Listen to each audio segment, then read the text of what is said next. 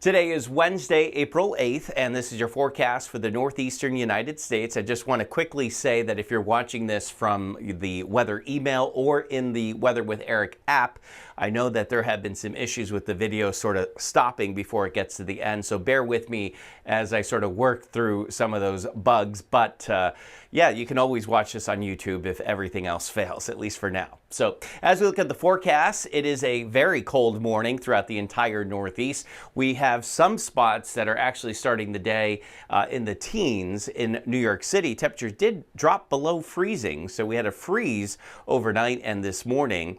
It will get to about 50 this afternoon, but with the wind, although it's light, but with the light wind, it'll feel colder. So still feeling pretty chilly, even in the sunshine. And then with clear skies, temperatures will fall pretty quickly, but it won't be as cold tonight as what we saw just last night.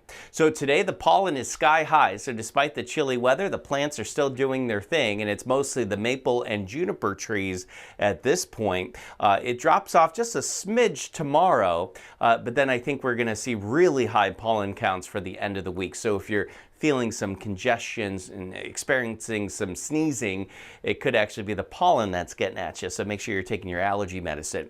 51, the high in Albany today, 50 in Syracuse, 53 over there in Buffalo. Sunshine throughout the entire Northeast as high pressure dominates our weather, and skies will be clear tonight, and thankfully temperatures will not be as cold tonight as they were last night. In fact, many spots tonight probably staying above freezing, which certainly was not the case last night.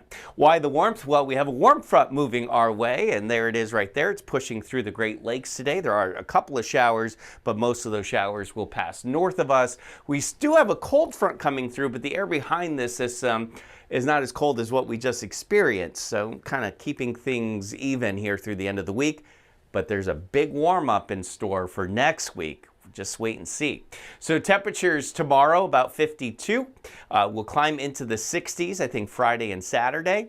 Back down to about 60 on Sunday. But here's the warm up next week. Signs pointing at 70s and 80s throughout the entire Northeast early next week. A true taste of spring on the way. So that is your Wednesday morning weather update. I hope everyone enjoys the rest of their week. And remember that as long as you want there to be, there will always be a 100% chance of good things.